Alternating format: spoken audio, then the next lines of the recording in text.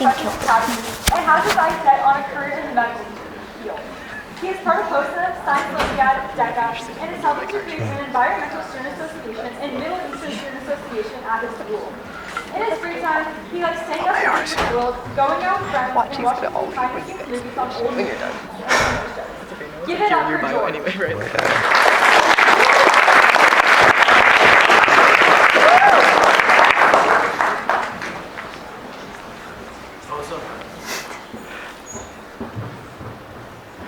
Hello, my name is George Hanna, and I'm a junior at Olathe North High School.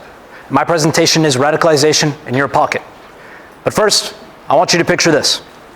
You live in one of the most densely populated cities on Earth. And you walk into work one day, and nobody's there. Every cubicle is empty, all the lights are off. A little weird.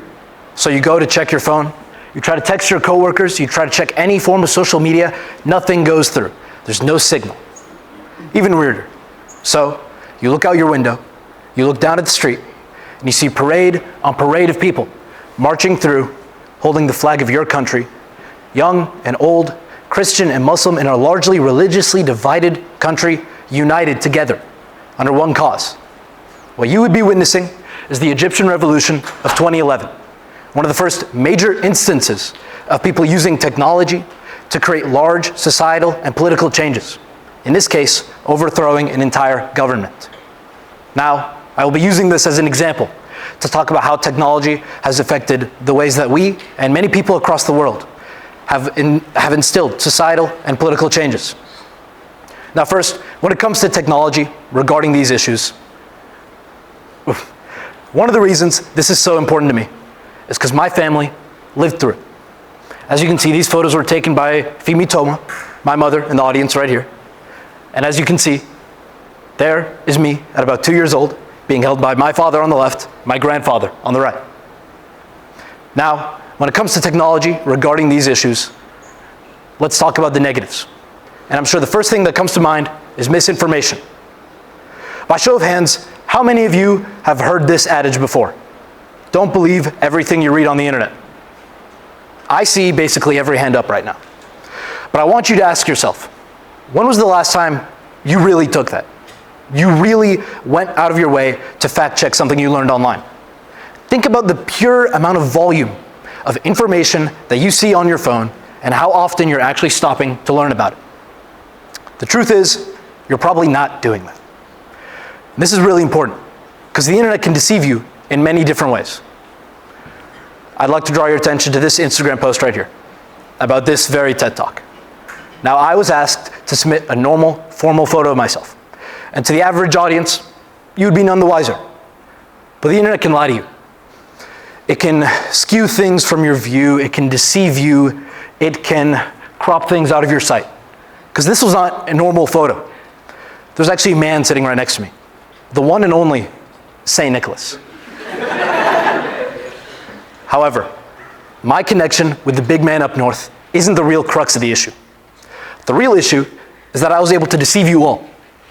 I was able to twist the truth in a way where you wouldn't question it any further. The internet, it's so much easier to do this. Never before has it been more accessible for this kind of misinformation to spread. And I think when we think of misinformation today, nothing comes to mind faster than artificial intelligence. Because we've all heard of Photoshop before, but it has never been quite as easy to doctor photos, to completely create and fabricate documents just using a couple words on your phone. Actually, we're seeing the rise of something called content farms. Accounts online whose sole purpose is to beat the algorithm by pushing out more volume than actual quality content.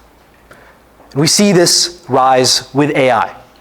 We see a lot of political content farms that actually play on political agendas, racial stereotypes, pushing these ideas further and further into our society because of how easy it is to generate this kind of misinformation, as it parades around showing footage, photos, and videos, claiming them to be fact. Another thing that technology can do is something called an echo chamber. You see, the way that these algorithms work online is this. It gives you a post, a piece of information, and it checks how you react to it, positively or negatively, and based on that, it decides to show you more of that content or less of that content.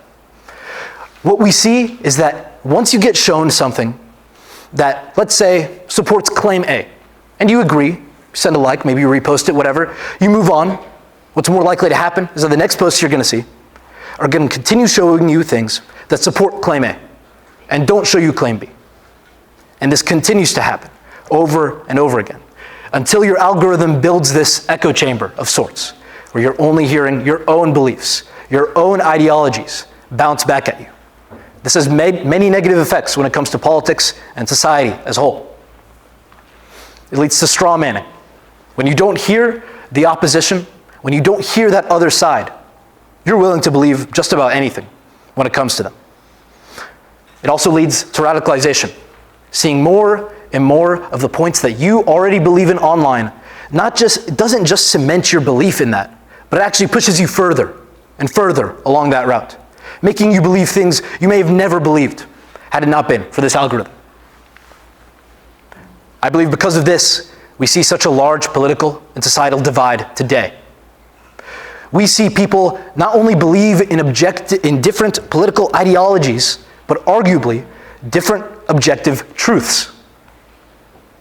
Neighbors, two people that live next to each other, could hear the same story about the same exact thing online and believe completely different scenarios.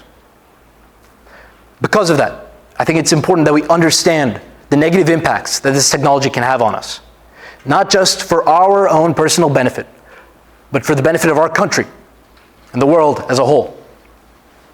Now, this technology also has its positives. I'd like to bring you back to the Egyptian revolution with unity. You see, people were able to organize the revolution not through posters, not just through word of mouth. It was online. It was through social media that people were able to unite under this one cause. Realize it wasn't just them that wanted to change what was going on, but everybody, regardless of what they believed or what part of the country they came from. You see, another thing that this technology can help you do is organization. My parents would tell me about how many Facebook groups came up at the time talking about the revolution, talking about when they needed to strike, talking about when things needed to be done. With the internet, this is easier than ever. Never before has it been more accessible to make these kind of things. I mean, hell, there's a protest right here at this school. People were able to organize online using that. I'm sure that would have been a hell of a lot harder had these technologies not existed. Now I want to bring your attention to this man right here, TEDxOlathe. Now above his name, you see 3 political cartoons created for the Egyptian revolution. But there's an interesting thing I want you to know. Mr. Latif was not an Egyptian. He was in fact from Brazil. Yet, despite this, with our technology, he was able to hear about what was going on in Egypt.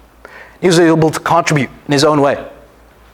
This level of unity and organization across continents has never been as easy as it is now. In all likelihood, had this technology not existed, Mr. Latif wouldn't have known anything about what was going on in Egypt. Yet, because of what he was able to learn about online, he was able to help and contribute using these. Now, another thing that this technology can provide for us is information. You see, more and more people are using social media to learn about information, to learn about new things. In the Egyptian revolution, you didn't need to be politically knowledgeable. You didn't need to seek out knowledge regarding what was going on. If you had a Facebook account, if you used social media at all, you would have learned about what was going on. And in fact, we saw a lot of younger people during this time move away from the news in that country. A lot of it was state-sanctioned. Because of this, the real issues of the government, the real issues going on in their country weren't shown on the news, but were shown on social media, where people were able to converse with one another. That's why we saw such a large shift during this time, because they knew something was up, and they knew that the internet was the best way to get that information.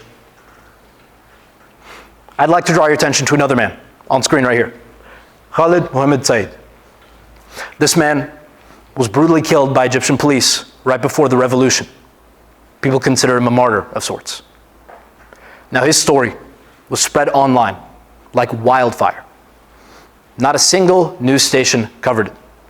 Not a single state-sanctioned news station in Egypt covered the death of this man. Yet the internet ate it up like crazy, spread it everywhere these people went. And arguably, he's considered the catalyst of this revolution. People were able to hear about his story online and decide that enough was enough, and that change needed to be made. Had it not been for this technology, I don't think we would know about Mr. Said's story.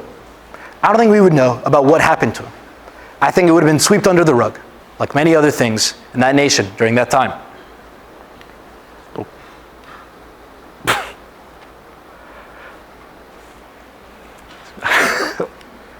Excuse me for a second.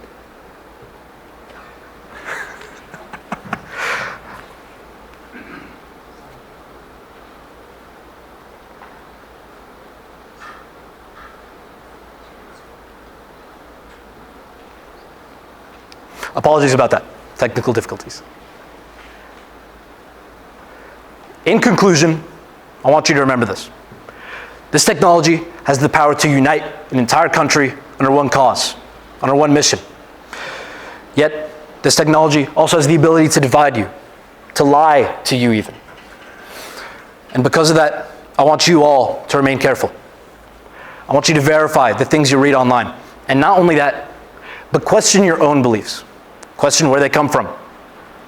Don't fall blindly into people telling you what you believe is correct. But I want you to actually question your own beliefs every time you hear about some new piece of information. And finally, what this technology can do is give you a voice. Whether it be to your next door neighbor or to potential millions online, you have the ability to convey whatever ideas you want on social media. In fact, I'm sure a lot of you here right now have stuff you believe is right, have stuff you see in the world that you believe is wrong. And I implore you all to go out there, make your voice be known. If you believe change needs to be done, you ought to do it. Because one day, if you're standing in your own metaphorical or maybe even literal empty office space, and you look out of your window, and you see your people marching through your streets for whatever cause, I want you to be ready to go down there and join them. Thank you for listening to my TEDx talk.